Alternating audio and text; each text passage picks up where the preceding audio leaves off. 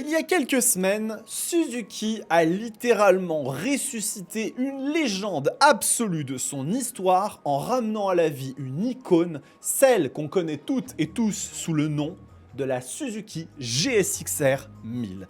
Cette machine qui a laissé son empreinte dans le cœur de dizaines et de centaines de milliers de motards et motards nous revient en effet en 2026 avec une nouvelle robe, mais pas tant de nouveautés que ça par rapport à la version qui était sortie en 2015. Et la question qu'on pourrait se poser aujourd'hui, c'est est-ce que cette GSX-R 1000 n'est pas morte-née et déjà vouée à un échec ?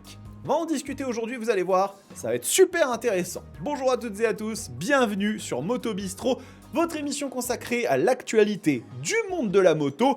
Et aujourd'hui, on va discuter de ce sujet qui est, il est vrai, un petit peu polarisant, qui cristallise un petit peu tous les débats et qui suscite énormément de discussions dans la communauté motarde. Et sans plus tarder, on va tout de suite basculer sur le site de Suzuki sur lequel on voit cette nouvelle GSX-R 1000R. Il ne faut pas oublier le R à la fin du 1000 puisque ça comporte quelques différences par rapport à l'ancienne. Et donc cette machine qui est nouvelle puisque la GSX-R 1000 a été arrêtée en Europe en commercialisation depuis un certain nombre d'années, donc elle nous revient, mais en même temps assez familière. Et bien évidemment, vous le savez, on en a parlé en long, en large et en travers. En ce qui concerne l'esthétique de cette moto, on retrouve trait pour trait l'ancienne machine puisque c'est exactement le même modèle que celle qui était sortie en 2015. La différence qu'on va avoir va consister dans ces nouvelles couleurs qui sont extrêmement belles. Alors là, attention, faut pas me faire dire ce que je ne dis pas, qu'il s'agisse du Pearl Vigor Blue, les 40 ans, de celle-ci en Candy Daring Red ou aussi le Pearl Ignite Yellow, elles sont vraiment toutes très jolies. Mais il est vrai aussi que, en dehors de ces petits ailerons, ma foi, très jolis eux également, et intégrés d'office en Europe et en France, en tout cas ça c'est sûr, donc merci quand même à Suzuki France, la machine reste exactement la même. Il n'y a pas un nouveau coup de crayon qui vient modifier cette GSX-R 1000 qui du coup commence un petit peu à accuser le poids des années. C'est vrai, on sent que c'est une machine dont le design date plus de 2015 que de 2025, ce qui reste quand même une moto très jolie. Mais là où les choses vont devenir peut-être un petit peu plus compliquées, c'est en ce qui concerne la fiche technique de cette machine. Puisque vous n'êtes pas sans le savoir, mais lorsque l'on parle de machines hyper sport, on n'est pas en train de discuter de motos moyen de gamme ou entrée de gamme. On parle littéralement du fleuron absolu qu'un constructeur peut avoir dans son arsenal. Il s'agit des machines qui sont là pour démontrer tout le savoir-faire, la technologie et aussi la volonté d'afficher une supériorité par rapport aux autres concurrents. Et en ce qui concerne cette GSX-R 1000, le moins qu'on puisse dire, c'est que c'est très probablement dans les plus vieux pots qu'on fait les meilleures soupes. En tout cas, c'est ce que Suzuki se sont dit, ça c'est sûr et certain, puisque on retrouve en fait le 4 cylindres en ligne qui animait la GSX-R 1000 de 2015 avec une homologation Euro 5+, ce qui fait que la machine perd quelques chevaux sur la balance. Regardez ici, puissance annoncée 195 chevaux à 13 200 tours-minute, alors que la version de 2015 dépassait les 200 chevaux et 110 Nm de couple. Alors je voudrais déjà qu'on s'arrête un petit peu sur cette valeur-là parce que vous allez me dire que 195 chevaux, c'est largement suffisant sur la route. C'est même beaucoup trop sur la route. Et à ça, je ne peux que vous donner raison. Mais là, on n'est pas en train de discuter raison, on est dans le monde de l'hypersportivité. Et dans ce monde-là, la raison et la logique n'ont absolument aucune place. Tout ce que l'on veut, c'est être le meilleur et afficher les meilleurs chiffres. Et pour ça, je vais me permettre de vous emmener sur un petit terrain qui est tout simplement le monde des hypersports modernes avec quelques concurrentes à la GSX-R 1000. On va commencer par peut-être l'une des plus connues aujourd'hui, tout du moins l'une des plus sulfureuses, la Ducati Panigale V4. Cette machine, aujourd'hui, on va se permettre littéralement d'aller ici, affiche 216 chevaux sur la balance, soit 21 chevaux de plus que la GSX-R 1000. Si on continue, on peut aller sur la ZX-10R, qui est elle une rivale encore plus directe, puisqu'il s'agit d'une japonaise 4 cylindres en ligne, donc véritablement une machine qui est dans l'aspiration de cette GSX-R 1000, ou c'est peut-être même l'inverse. Et ici, on est sur une moto qui délivre 213 chevaux avec le RAM R. Là encore, on est près de 20 chevaux au-dessus de la GSX R1000. Encore une autre avec l'Aprilia RSV4 où là, c'est le feu d'artifice. Il s'agit aujourd'hui de l'hypersportive de série la plus puissante au monde. 220 chevaux. 220 chevaux. On peut aller encore un petit peu plus loin avec la S1000 RR qui fait 212 chevaux ou la CBR 1000 RR de chez Honda et ses 217 bourrins. Bon, vous l'aurez compris, j'ai pas besoin de vous faire un dessin, on est quand même sur des machines qui sont sensiblement plus puissantes que la GSX R1000. Alors bien sûr, il existe de nombreuses façons de mettre ça en perspective, mais si on prend la moto d'un Mamatsu et qu'on la compare à toutes les autres, en termes de puissance, ça ne suit pas. Je suis désolé, mais ça ne suit pas. Si on regarde aussi un petit peu en ce qui concerne le poids de cette machine, par exemple ici, donc sur la GSX R1000, on est à 203 kg. Sur une Panigale V4, on est à 187 kg. Attention, il y a quand même une petite astuce, c'est que là, ici, les poids sont très probablement tout plein fait, alors que sur la Panigale, on est en poids sans carburant. Mais quand bien même, vous allez être un peu plus léger que la GSX R1000. Sur la ZX10R, on est à 207 kg, donc là, ça va, on est très très bien. La RSV4, pas toutes les caractéristiques de la machine, mais elle aussi, c'est une moto qui est très très légère. En ce qui concerne la S1000RR, on est dans les 200 kg. Et pour cette version qui est donc la CBR 1000RR Fireblade, on va aller aussi ici dans les dimensions. Et on voit que la machine fait 200 kg tout plein fait. Alors, c'est super. Effectivement, on se rend compte que le poids reste quand même assez contenu pour la GSX R1000, mais le rapport poids-puissance, lui, il est clairement en faveur des autres. Et puis après, si on s'amuse aussi à aller regarder un petit peu les caractéristiques globales de la machine en termes de partie cycle et de châssis, on voit de l'excellent et du bon, mais peut-être pas suffisant pour la catégorie. Ici, on a un double longeron aluminium pour lequel Suzuki sont des champions, ils savent extrêmement bien faire ça.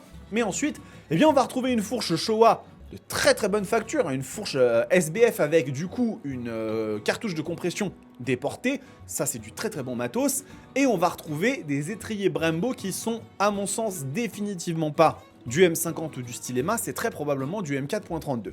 Et ça aujourd'hui, malheureusement, c'est pas suffisant. C'est pas suffisant pour une hypersport qui se veut compétitive sur le segment des hypersports. Si on crée une autre catégorie d'hypersportive abordable, c'est une autre histoire et on y reviendra après. Mais pour le moment, ce n'est pas ce dont on est en train d'évoquer. Ce dont on parle, c'est vraiment d'être concurrent et d'être compétitif vis-à-vis des autres machines. Et si on va chercher des motos concurrentes comme la Ducati Panigale V4, alors là, on est carrément sur des étriers Brembo iPure. On a 3 générations d'écart potentiel avec la GSX R1000.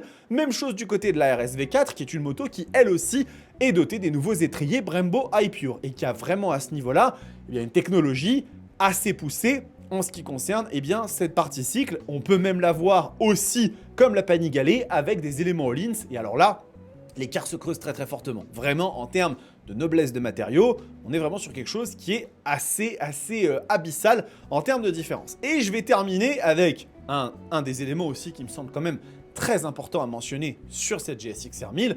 Il s'agit de la technologie, puisque regardez-moi ça, cet écran, je vous le dis, il est indigne d'une hypersportive en 2025. Ce n'est pas possible d'avoir un afficheur LCD sur une hypersport moderne.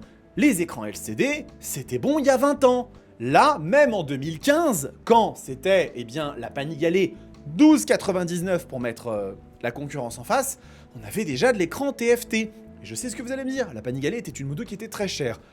On va y revenir à l'aspect du prix, bien évidemment, ne vous inquiétez pas. Mais aujourd'hui, quoi qu'il en soit, toutes les hypersports de la production proposent un écran TFT. Et si on va regarder un petit peu la technologie, les assistances de cette machine, puisque vous allez me dire, c'est pas que on n'est pas là pour regarder un écran, on est aussi là pour conduire et avoir une moto qui peut être bien dotée en termes de technologie. Eh bien écoutez, on a du contrôle de traction, ce qui est très très bien, on a un anti-wheeling, un roll torque control qui va en fait vous permettre, grâce à une centrale inertielle, d'ajuster le niveau de puissance optimale dans un virage, donc finalement c'est une sorte de contrôle de traction et d'ABS dans l'angle.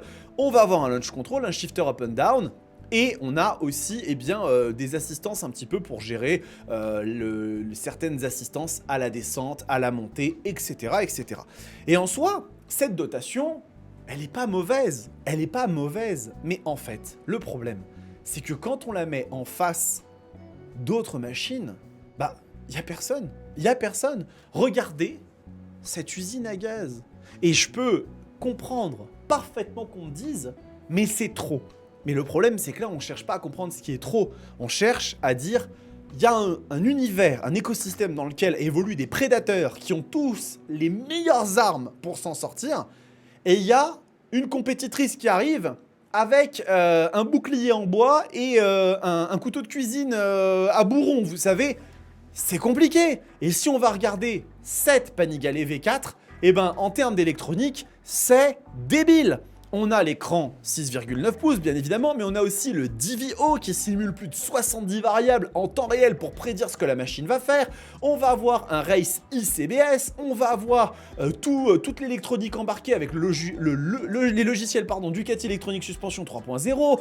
On a un nombre de choses qui sont totalement folles. Ça, c'est l'intégralité des assistances qu'on a sur cette machine. Et pareil, sur la RSV4, on a le système APRC qui est hyper complet, qui contient énormément d'assistances. Et encore une fois, je comprends parfaitement que vous me disiez « Mais c'est trop, c'est bien d'avoir des machines qui ont moins de technologie, parce que nous, ce qu'on veut, c'est avoir une moto qui soit plus contrôlable, plus directement reliée au pilote. » Et je le comprends parfaitement. Mais quand on fait ça, eh bien, l'élément qui doit être un petit peu modulé, bah, c'est tout simplement le prix.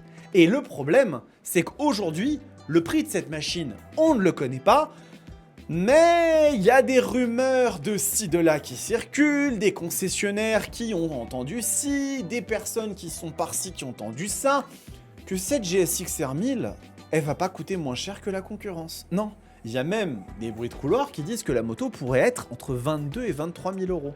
Et alors là, je vous le dis tout de suite, clairement, si cette GSX R1000 est à ce prix-là, je ne vois pas comment cette moto pourra être un succès. C'est, à mon sens, impossible. Alors oui, elle se vendra sans doute dans un certain nombre d'unités auprès des passionnés, de ceux pour qui le mot GEX a une signification toute particulière, et Dieu sait qu'il y en a quand même quelques-uns, mais à une époque où cette GSX R1000 a laissé la place à d'autres motos pendant de nombreuses années, elle a continué à être vendue aux États-Unis, mais en Europe, c'était terminé, il n'y avait plus personne. Les R1, les ZX10R, les Panigale, les S1000RR ont continué leur bout de chemin, et cette moto, elle revient en 2025 en annonce et en 2026 en commercialisation comme une fleur, avec des caractéristiques qui sont quand même assez en deçà de ce que la concurrence peut proposer aujourd'hui, et un prix qui, a priori, lui, ne va pas bouger, va être même en phase avec ce que ça propose en face. Et le problème, bah, c'est que juste, ça ne marchera pas. Regardez juste ici, on a une Aprilia RSV4 standard qui vaut 21 999 €. À ce prix-là, vous avez une machine qui est dotée d'un V4 de 220 chevaux, d'une suite d'assistance électronique complètement folle, d'étriers Brembo et Pure de dernière génération, d'un châssis ultra affûté. Si vous me mettez en face une machine qui coûte le même prix, voire qui sait peut-être même un peu plus cher, avec quasiment 30 chevaux de moins, une partie cycle qui ne suit pas, de l'électronique qui ne suit pas, à qui est-ce que vous voulez vendre ça ? Je vous pose vraiment la question, c'est un sujet qui appelle aussi à votre réflexion et à vos commentaires. Dites-moi un petit peu ce que vous en pensez. Est-ce que vous imaginez que cette GSX R1000, elle a un futur, elle a un vrai avenir, elle peut, dans eh bien, les mois et les années qui vont venir, eh ben, être un succès commercial ? Ou au contraire, est-ce que Suzuki n'est pas en train de se tirer une petite balle dans le pied avec une machine qui risque d'être trop chère ? Bien évidemment, tout ça, c'est à prendre avec des pincettes, les amis, parce que le prix officiel de la moto n'a pas été révélé. Peut-être aussi que Suzuki vont prendre en considération les annonces, qui voient un petit peu les choses à droite à gauche, et se dire, bon, effectivement, la moto, elle risque d'être trop chère, on va essayer de revoir un peu le prix à la baisse. Et pour vous, quel serait le prix idéal pour que cette GSX R1000 ait un succès ? Est-ce que ce serait 21 000 €, 20 000 €, moins que ça, peut-être 18 ou 19 000 €. Il faut aussi savoir donner un prix aux choses. Ce n'est pas parce que la machine est moins puissante, qu'elle a moins de technologie, qu'elle ne peut pas fonctionner. Tout est question de combien d'euros il faudra débourser pour aller là. Et j'en profite pour embrayer sur un sujet qui sera traité dans une autre vidéo. on va un petit peu parler de la politique tarifaire de Suzuki en ce moment qui, à mon sens, est en train de basculer sur ses dernières annonces et sur ses derniers modèles sur quelque chose de très premium en termes de positionnement tarifaire, mais peut-être pas nécessairement à la hauteur sur les propositions qu'ils font. On verra ça ensemble, vous allez voir, ça va être super intéressant. En attendant les amis, n'hésitez pas à vous abonner à cette chaîne, super important, le meilleur soutien que vous puissiez m'apporter. Le statut Roadsters aussi, ça peut vous permettre d'avoir quelques petits avantages bien sympathiques, comme l'accès en avant-première aux vidéos. En attendant les amis, la rentrée s'approche et nous, on va charbonner comme des fous pour vous apporter le meilleur de l'actualité du monde moto. En attendant, prenez soin de vous, kiffez vos bécanes. Ciao!